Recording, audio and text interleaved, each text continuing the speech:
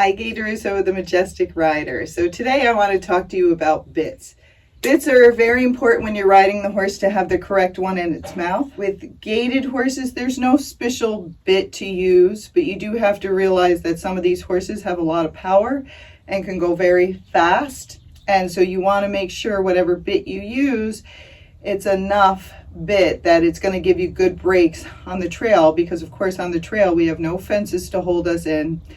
And many crazy things can happen on the trail, and the quicker you can stop the horse, the more control you have, the safer you're going to be. Now that doesn't mean you need to overbit your horse, which means putting too much bit in its mouth, but you need to have enough bit. So let me start talking about bits, and we'll show you what some different ones are. So this one here, hopefully you can see that, is a Snaffle bit. That's a Snaffle bit. I'll show you on different sides and everything. And this is called an egg butt, which is on the side of it. So as you use this bit, what actually happens is as you pull the reins, it pulls the bit across the horse's mouth like that. When you go to stop, it does this, because you pull on both reins. So let me show you what it does from the side, is it goes like this, okay? So you'll see a lot of English people, Western people, everybody starting out, everybody starts the horse in usually a Snaffle bit. And they start in a Snaffle bit because it's usually the mildest bit, and it has what we call no leverage, which the Shank Bits I'm going to show you have leverage, okay? So with the Snaffle bit, you want to start your horse with it. You want to start it in the arena. Make sure it respects the bit and it knows what a bit is and how it works before you even move on to a Shank bit. Okay. This is a bit though that I will start the horses in or restart them with, but I do not ride them on the trail, and I'll get to that later. But I do not ride them on the trail with this because it does not give me enough breaks if an emergency happened. So again, the way this works is when you pull on both reins to stop the horse, it squeezes the horse's tongue. So maybe you can see it like this. It squeezes down like that. So this works off of what we call tongue pressure. So when you go to stop the horse, it squeezes their tongue. The horse doesn't like it, and it backs off the bit and hopefully stops. Okay. Now some horses hate snaffles because when you do that motion and you squeeze their tongue, sometimes the snaffle goes up and touches their palate or the roof of their mouth. And some gaited horses have a very low palate, and so this really irritates them. As you steer them, this is a two-handed bit. So as you pull on the reins, again, it's going to slide that bit across their tongue. You'll see some people put a curb chain or curb strap back here. That's so you don't pull the bit across the horse's mouth and actually out of its mouth, which you could do if you were doing a one rein stop or pulling on them really hard. If you do that, it should just be a leather strap, not a chain, okay? Because you're just trying to prevent it from sliding across the horse's mouth. The chain behind the bit in this area, if you pull on it, it's actually not doing anything at all. So I start my horses all in Snaffles. Now there's different Snaffles too. So this is an egg butt. So if the horse opens his mouth up, you could pull this bit across their mouth. Now this is another Snaffle, but it's called a full cheek. And this one has a little bit of a twist in the middle. So it works the same way. When you pull on both the reins, it squeezes the horse's tongue. But as you're using your independent reins, like to turn left or right, this also has a little twist, so it's a little bit harsher and will give you a little bit more strength if that horse tends to pull more and not do well in that other snaffle. I don't know what that was falling, okay? The full cheeks also help prevent against pulling the bit across their tongue and out of their mouth, okay? So if you keep pulling on the snaffle and the horse is opening up its mouth, and if you go to a full cheek, that will usually help a fair amount so you do not pull it across its tongue. The snaffle, again, is what I start the horses in. I teach them everything in, and then I like to go to a Shank bit because our trails are dangerous and I want to make sure I have power to stop them if something comes up. Now, it can get confusing when you're looking at Snaffle bits because they're made out of different materials. You're not sure what to get. The rubber ones are a little bit softer on them, so if they're having problems with metal or it's too harsh, then the rubber ones are usually easy if they tend to have a sensitivity. Okay, so now let's start with some of the Shank bits. So this It looks like a snaffle, doesn't it? But it has this shank on the side, and this looks like about a 5-inch shank. And mouthpiece wise, just so you know, if you're fitting your horse for a mouthpiece, if it has a small mouthpiece, it could be like 4 3/4 inches that you get. But if you have a bigger horse, it should be at least 5 inches across the mouth. Okay. Now, when you start with shanks, if you start with little tiny ones, like a 3-inch shank, that won't do as much as the 5-inch shank. What happens now is you still have independent reins. I'm going to drop this for a minute. So you can still independent rein and move your horse's shoulders and get good turns using 2 hands. Now though, when you pull on the reins, which are hooked down here, they're hooked down here, and this one doesn't have it, but you're supposed to have a curb chain on the back of this. So when you pull on this and you pull down, it does 2 things. It is going to collapse some, and so it's going to put some tongue pressure on. But as you pull down, it also pulls on the top of the horse's head, and then it's also going to pull back here where the curb chain is. So instead of having all of the weight of your hands on their tongue, it's also going to be on the top of their head and underneath the chin. So it's going to disperse the pull, which a lot of horses like better than just on the snaffle, at least on the trail at least. So it's going to give you a little bit more control. Now, when you have a snaffle like this, and you put a curb chain behind it, and this bit, they call it an Argentine bit usually.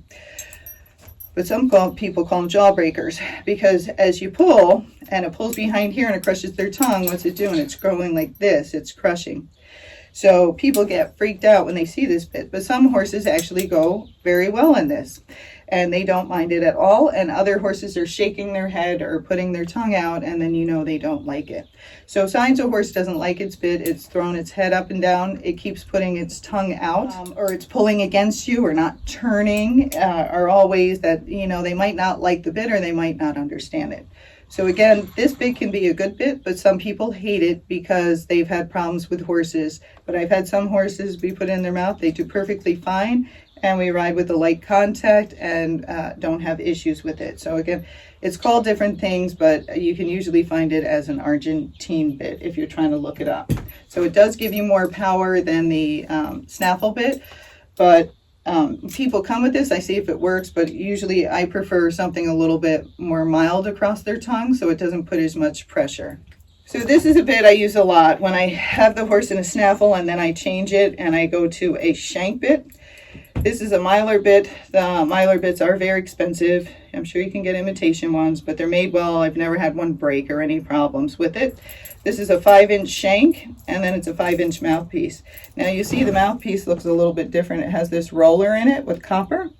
So it helps the horse to keep a wet mouth. Nobody likes a dry mouth, right? When your mouth gets dry. So you wouldn't want something metal in it, your mouth is dry. So you want to make sure they can salivate. This just helps. This bends around their tongue. So when you actually pull on the reins, that's as far as it collapses. Okay? So it never really pinches their tongue. And as you pull on the reins, the same thing happens. You'll have some tongue pressure, also goes on the bars in their mouth, top of their head, and then underneath their chin. So it gives you a couple of different ways to help control your horse. Now these bits, usually I use them a lot with clients. They help to get the horse's head down. If you don't ride well, getting the horse's head down in a snaffle is a difficult thing. So I can get all the horses' heads down and get them really soft in a snaffle, but most clients can't. They don't ride as often, they don't take as many lessons, and I want them to be safe.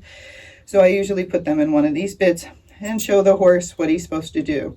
Now with the shorter shanks, you have to put a little bit more pressure. So this, you need to make sure this is not a real powerful horse that you're putting in here, one that has decent brakes, and you're just looking for something back up in case something bad happens on the trail. You have enough support, and you're looking to bring the horse's head down, not up. So if you have a pacey horse, then this might be a good bit for you. So this is called a Mylar bit, 5-inch mouthpiece, 5-inch shank, okay? And you'll see I use this a lot. You have to have a chain on the back, or you could use a leather strap if the horse is not very strong, but if it's strong, you need a chain. When you put the chain on, because people get confused, you put it on the top ring. If you put it on the bottom ring, it does not work. So you put it on this top ring, and then underneath the horse's chin, you want to have 3 fingers like this. So once I put it on, I put 3 fingers like that, and then I'm touching the back of their chin. That's how I said it in the beginning. If the horse is strong or the client's not having good control, but we're still trying to stick with this bit, then I make it so I can just put 2 fingers in, okay? And so what happens is as you pull on the bit, that chain is usually the last thing to engage. You're gonna pull, it's gonna put tongue pressure, a little head pressure. If the horse doesn't respond and you keep pulling, then it pulls back here, and then that helps the horse to bring his head down and to tuck it down. So again, good with pacey horses, horses that you're trying to bring their head down to get control. Okay. The rollers on any of the bits just make it usually more mild. It moves around. It gives young horses something to play with. Now this is almost the same exact bit, except it's stuck with the chain over it. Okay. So this is very similar bit. It's still a Mylar bit, 5-inch mouthpiece. So same width across, still has the roller, but the side part of it is now 7-inch shank. So this is going to give you a stronger bit. Still has a chain. The chain looks a little bit different because it has leather on the sides. It just depends what you like. They work the same way pretty much. Okay, so as you pull, the same things are going to happen, but now as you pull, you want to make sure you have a lighter hand. A lot of people see these shanks and they get freaked out, and I say, well, you're running in a snaffle and yanking the heck out of that horse's mouth, ripping that thing over its tongue. You can't control it. He's throwing his head, putting his tongue out, but you don't want to put this in its mouth because you're afraid of it. That's just because people don't understand shanks and don't understand how to ride correctly in them. Okay, so this still gives you independent rein on each side. You'll see how it has movable pieces. I like that with the gaited horses because if I have to move their shoulders over or I have to bend them, this helps a lot more than a straight bit that has no bend in the middle, because then you can't use independent reins, and those really meant are to use one-handed. So these are, I like them because this one and the previous one, you can ride with 2 hands or you can ride with 1. Okay. So if I have somebody who's a little weak, they have arthritis in their hands, they're not very strong, usually an older woman, right? That's like most of us. This is usually a good bit. It's much easier to get their head down than with the previous bit. You put even less pressure, so you don't need as much power in your hands or your arm to get the horse's head down. If it's a horse that pulls more, this will give you more power to actually stop that horse. Now, it works otherwise the same way. It still works on helping you get the horse's head down. So again, good with pacey horses. Good with horses that hold their gait well, that you don't have to do anything weird with their head except maybe bring it down or just relax. Now, when we ride with these, we ride with a light contact. We're not pulling on their mouth the whole time. If the horse is good, we actually really don't touch the bit. We have a looser contact, but not that big loopy Western rein, okay? Just some slack in the rein. And then if we need to bring the horse's head down, help him with his gait or bend him or something, that's when we take the slack out for a couple of seconds.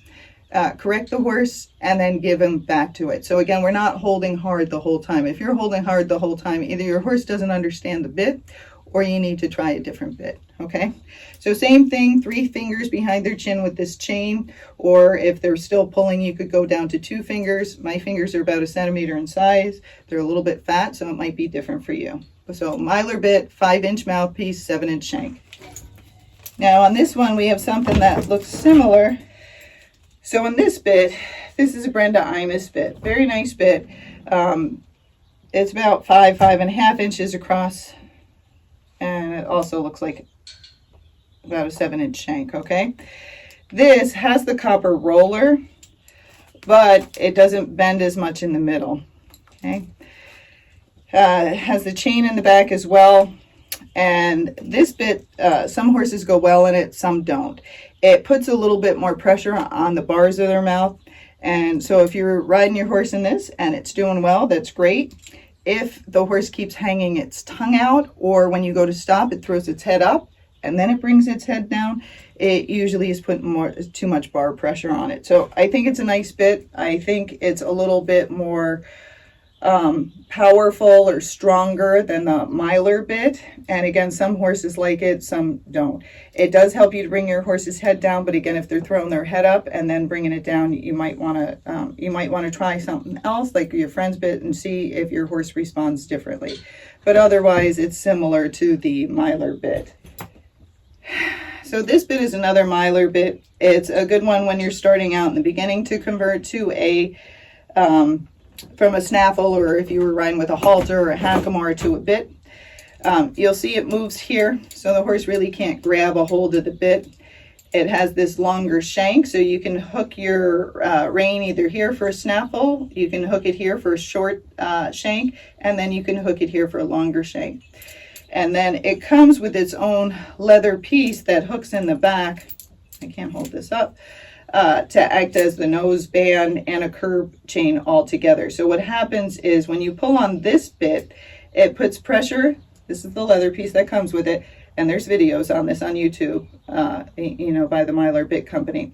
So it puts pressure on their nose, and then it puts pressure on their tongue, and then it'll put it on the top of the head, and then under, kind of underneath their nose, a little bit higher than your regular curb chain goes.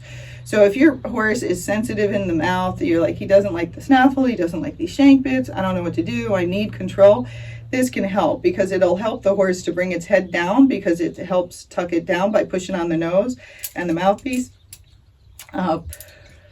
Pulling back, and but this is not for a super strong horse. It probably wouldn't work that well, but something that you need a little bit more control. You're trying to bring its head down, frame it up, round out its body, and you're just converting from the snaffle might be a good choice for you. So that's another Mylar bit. You'll see I have a lot of Mylar bits. They're very expensive, so you can get imitation ones.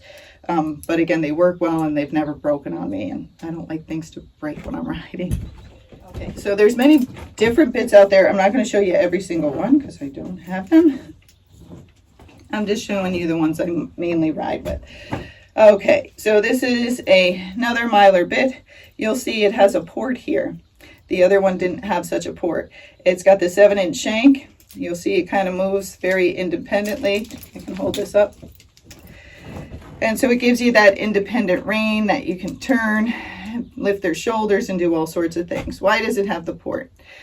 Port does a couple things. So if you have a horse that's hanging its tongue out of its mouth, it might have a big tongue, right? Everybody, you know, doesn't really check to see how big their horse's tongue is, but not every horse's tongue can fit under those other bits. So sometimes those bits are putting too much pressure on their tongue, even though some of them are mild, but it's too much.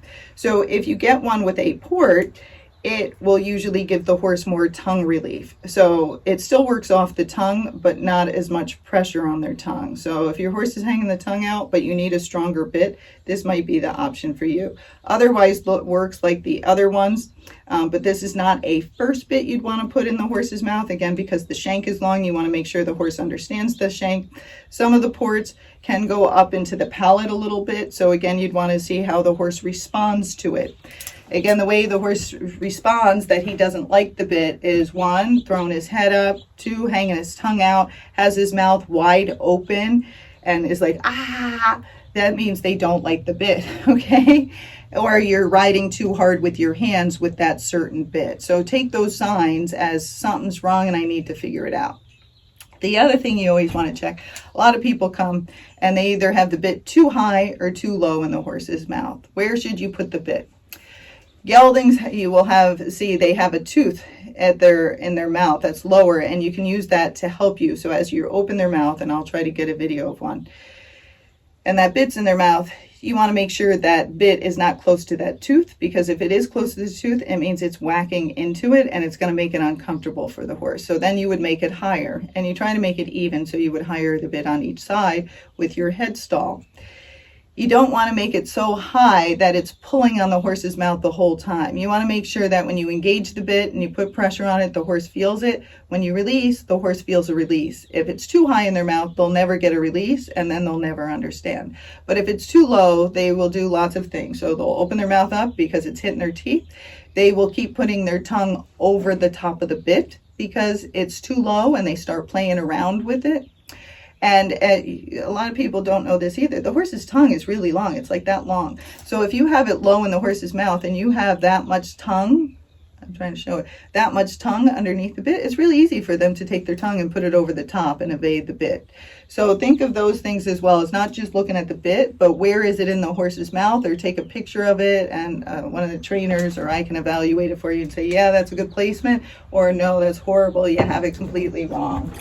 In his mouth, that's the curb chain. Remember, bring my fingers this way. Maybe not. I can't show that. Okay, here's his mouth. That's the tooth I'm talking about. See the bits above it, so this is okay, but you don't want it lower touching that tooth. And you want at least, you know, 3 to 4 inches of tongue below that bit, so they can't put it over it. Okay. Now, all those bits were to help. Okay. This is called a correction bit. This is very helpful if you've taught the horse how to respond to the snaffle. You've gone through all the stages, try to put a good whoa on them, they know one rein stops, etc. But when you're on the trail or you're in with a group of people, you have no control of the horse. This is called the correction bit. Okay, it has as with all the shanks bits, just so you know, they do not work if you do not put a chain underneath them. So if you have those other bits and there's no chain, you're riding like there's a snaffle in their mouth. So you have to have a chain or a leather strap behind their chin. It's always attached to that top ring, and it has to be the right tightness for it to work well. So this is a correction bit.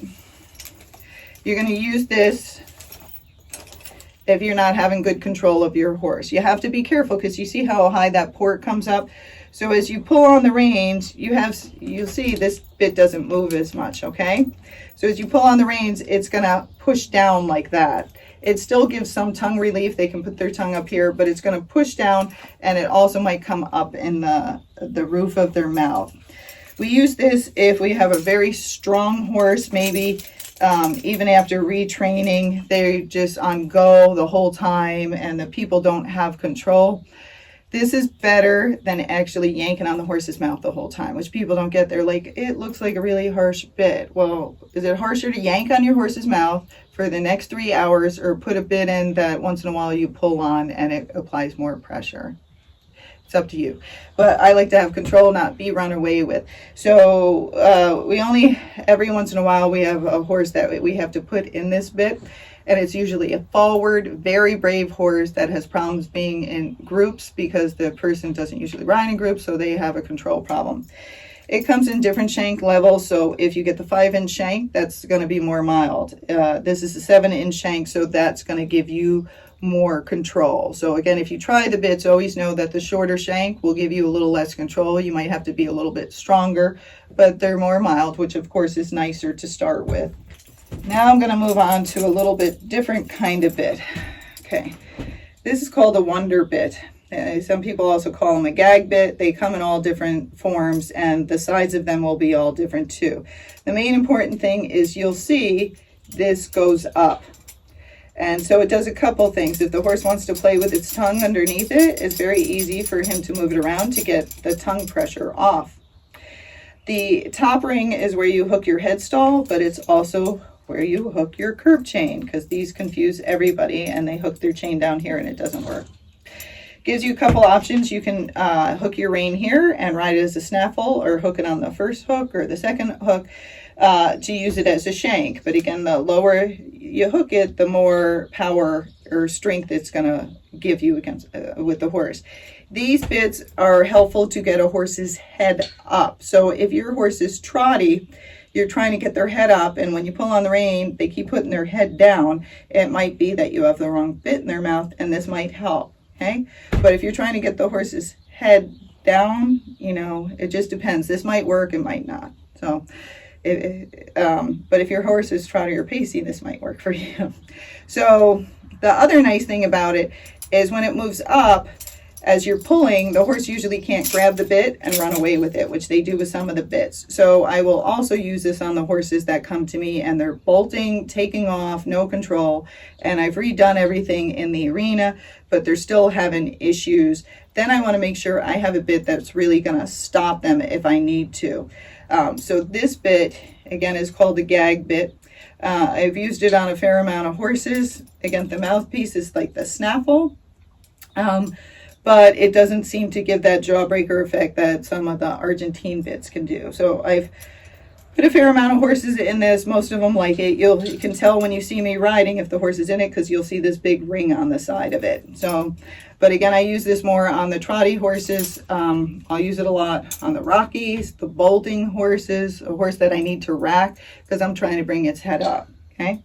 Now, this is a good bit, but if it doesn't work or it's not strong enough, all bits also come with a twist. So this is a twist. And there's ones with less twist and there's ones with more twist, okay?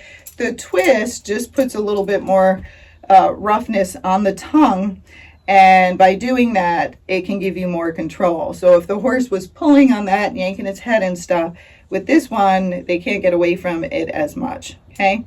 So that's why I like the bit. You try different bits in the horse's mouth.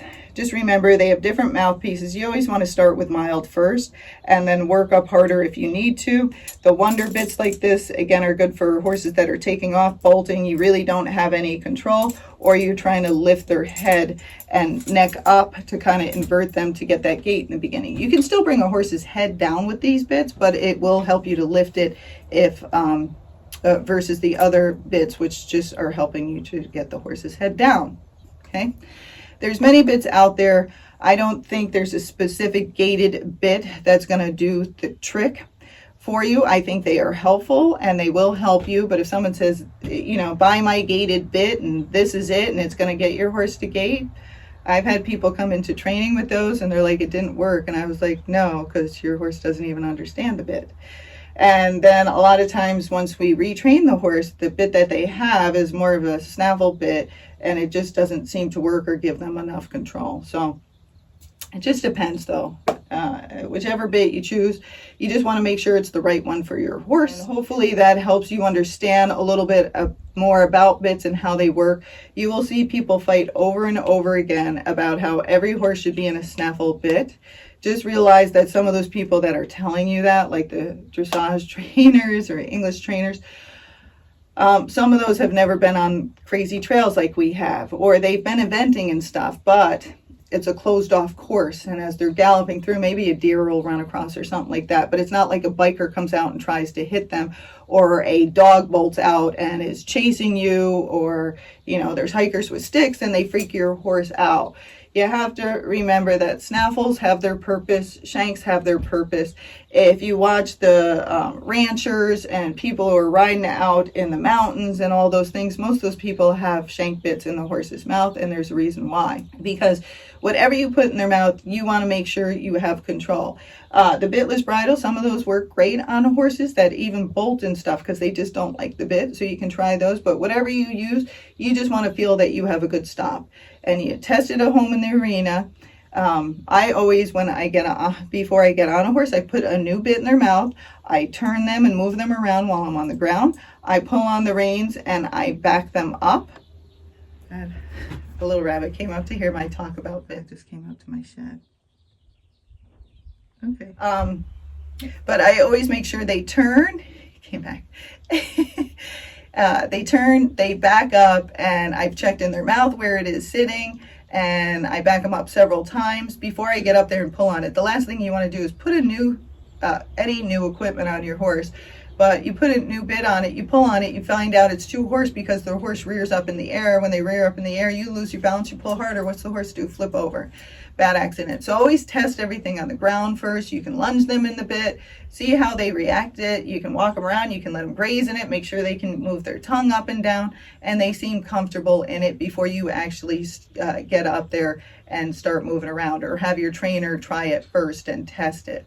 But there's many different bits on the market. You just have to understand that some help you to bring their horse's head up, some help to bring it down, and that's helpful for us who are learning to gait. The smoother ones are milder. The fatter the bit, the milder. So if it's thinner, that's going to be harsher. If it has a twist in it, that's going to be a harsher bit. So at least with those tools, you'll have an idea of which bits are more mild and which bits are more harsh. But remember, the worst thing to do is somebody tells you put a snaffle in, you really have no control of your horse. You take it out on the trail, you have a snaffle, something spooks it, and it bolts and it doesn't stop until you get 3 miles down the road after you've run over 2 bikers, 4 hikers. That's a pretty bad thing. So you want to make sure you have control. your horse responds to the bit, and that you're not hanging on their mouth all day long for control, or that the horse is throwing its head up, sticking its tongue out, opening its mouth. Those are all bad signs. Found one more bit. It's not mine, someone brought it. So it's a Kimber Wick Bit. D-rings on the side. Has these different little holes so you can hook your rein in different areas. Also has a curved chain, so it kind of looks like a snaffle, but it's not. It's also not broken in the middle. It has a little port, so it gives tongue relief. So as you use this bit, it will pull across the horse's mouth, but it's not going to squish their tongue. It's going to, as you pull, put more pressure on their tongue and then also underneath their chin, but it's not really a shank. So this is an option also. Just realize as you're pulling, if they're not bending well or you're trying to lift their shoulders, this might not help you as much. All the bits I was talking about are really two-handed bits, although you can ride them with one hand. Once your horse is finished enough that you're going to go just to a one-handed bit, that's when you're more likely going to go to something that doesn't have a break in the middle, that's a straight bar across. So you'll see all those walking horse bits. And with those walking horse bits, again, a lot of them don't have a break across it. So I prefer to use those ones usually with one hand, or if you're riding with two hands, that you just stick with a very light contact. But just realize riding with two hands and one hand is a little bit different. And with one hand, you're not as strong, so you might need a little bit stronger bit. And it's much easier to neck rein if that bit does not have a break in the middle. Okay, hope that helps.